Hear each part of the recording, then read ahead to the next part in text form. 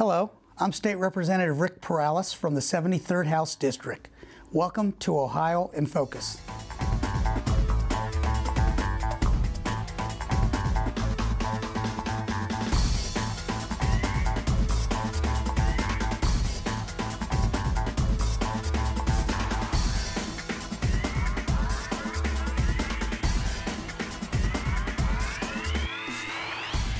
Hello and welcome to this edition of Ohio in Focus, a program that brings state government to you. I'm your host, Brad Miller. Today I'm talking with State Representative Rick Perales, who serves the 73rd House District, which includes the western portion of Greene County. Representative, thanks for sitting down with us today. Absolutely my pleasure. So you were elected in November, and you're currently in your first term in the House, about 4 months in. What has the experience been like so far? Wow, the experience has been absolutely terrific, and at the same time very frustrating.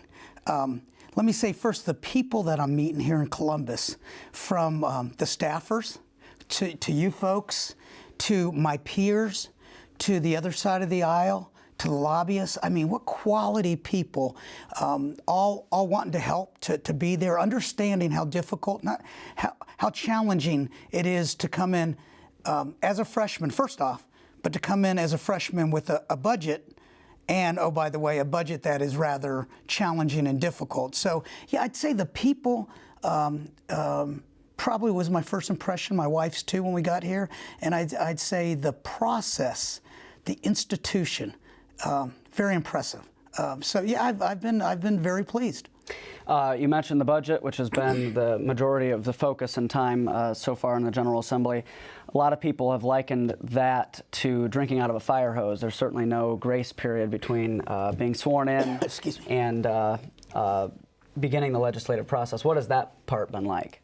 Well, I'll tell you, Brad. We'll probably talk about my background, but I've been a county commissioner, I've been a mayor, I've been a commander in the military, and it's still been a huge challenge. And I'll tell you what it is. It's not rocket science.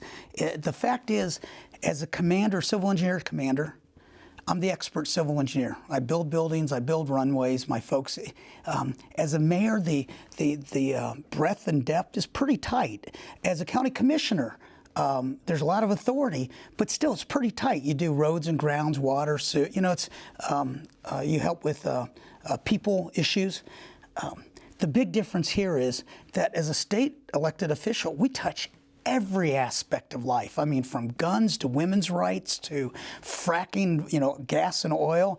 And the challenge is that you simply can't be an expert at everything. And one of the difficult things I've had to deal with is to depend on people more than I've ever done before, because again, I mean, I'll be done with my first 2 years and I still won't know a lot about a lot, and understanding that and coming to grips with that has been a little bit of a challenge. So you have the background, a lot of background in local government, as do many of your colleagues in both the House and Senate, but everybody has their own backgrounds and stories and areas of expertise. How do all those voices and insights come together to form legislation, and how does that help, having other people to help each other out? So again, I'm 3+ months in.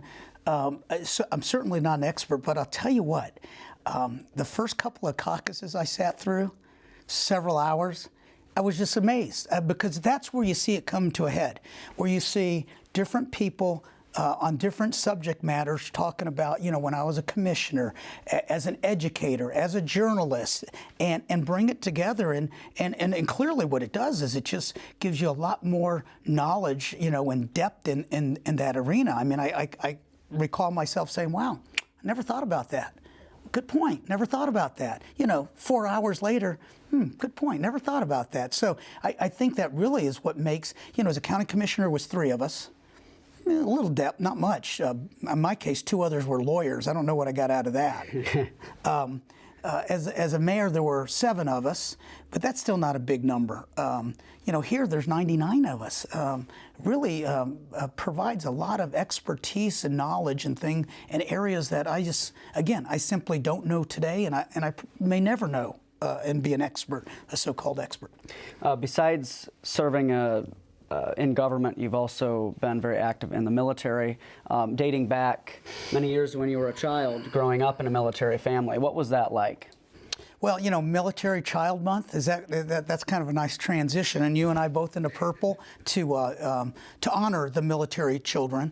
But yeah, the military is probably what shaped me, who I am, my values. My father is a military veteran. All four of my brothers served in the military. I finished up here at Wright-Patterson in the Dayton area as the Civil Engineer Squadron Commander with about 600 people working for me, operating and maintaining the base. Spent tours in the Middle East, Germany. It was a wonderful program. And again, I think it is, and I would never ever change anything there. It's really how I became who I am today, and I am so proud of it. And I think the best part of it is, as a state elected official, Wright-Patterson is in my district. So I not only get to help the whole district and the whole state, but I am the representative for something I know so well. And as you know, Wright-Patterson is the single site largest employer in the state of Ohio. And I think sometimes we take that for granted. But there's a lot of, it's an economic engine over there. And it takes some coaxing, and we have to be good neighbors and work with them in order to get through some of these tough times, like sequestration. Very difficult time. A lot of civilians are going to have to take some time off, unpaid. And that hits the economy, but it hits the families, and we've got to be there to do whatever we can and support however we can. That was actually, we were going to move into Wright-Patterson Air Force Base. You've touched on it. Can you talk a little bit more about the importance of having that in the district, both in terms of what it does for national security and, as you mentioned, the local economy?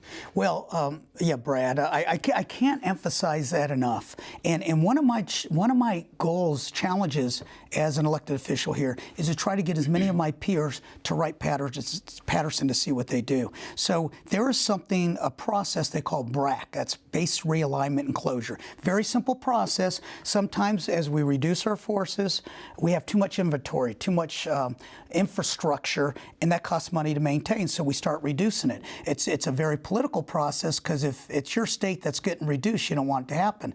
We went through this in 2005. I was very active in it, and Wright-Patterson was what we call winner, a sunrise base versus a sunset base.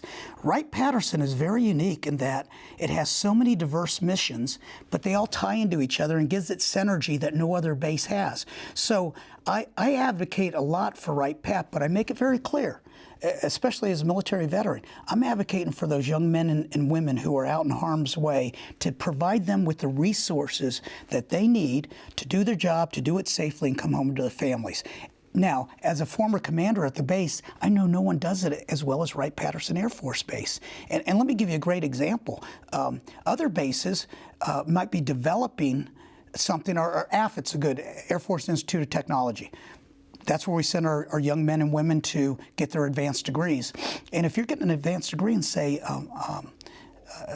unmanned aerial vehicles, if you're somewhere else doing that, it's, you know, wonderful. You learn all the book stuff. If you're here at Wright-Patterson, you go across the street where they're developing micro UAVs and they got the wind tunnels. I mean, you only get that kind of, and that's just one small example, but you only get that synergy here at Wright-Patterson. That's why we've got such a strong infrastructure, but we got to make sure everyone knows it. I just don't think we've done the kind of job we can do at the state to make sure the rest of the state officials know what's going on at Wright-Patterson and what a jewel we have at Wright-Patterson. So that changes to Wright-Patterson, obviously, as you mentioned, are outside the military as well, economy, both for your district and for the entire state. Absolutely. I mean, we're talking, I think the last number I saw was $5 billion in the economic spinoff of the base. It's huge, but it's not just that, the technology spinoffs. So you'll see, if you go down to Wright-Pat, you'll see similar to Washington, D.C., you got all those major DoD contractors just outside the gate that are developing this technology. And of course, this is the same technology that eventually works its way its way into the civilian world, and it's a cell phone. So, I mean, it's a technology we use day to day, and we will be using day to day in 15, 20 years. At the beginning of the General Assembly, you were appointed to serve to the House Military and Veterans Affairs Committee. With your background in the military and the Air Force, what did that mean to you to be asked to serve on that committee? First, let me say that the Speaker asked us all to give him input. The first one I put was the Veteran Military Affairs, and it's not because it's a busy one, and they're, you know, it's because of my dedication to the veterans. Now, let me say, everybody over there is dedicated to it, whether they served or not. I am amazed at how dedicated they are to our veterans. But so as a county commissioner, I saw this close up. At Wright Pat, I saw a close up. We're going into a different era where our veteran services have been focusing on, of course, the Vietnam vets and thereafter. Now we're getting all these young men and women coming back that have witnessed and been involved in things that, you know, our generation never saw. And even if they're not physically harmed, there's mental scars.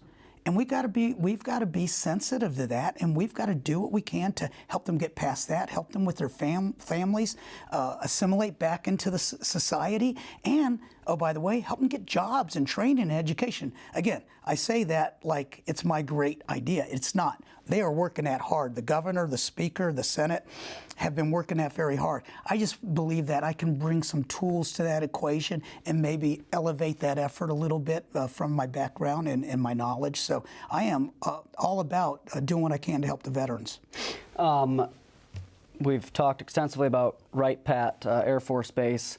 Ohio is a very diverse state, and job creation has been a big area of focus for a number of years. What would you say are the biggest issues facing your district in particular?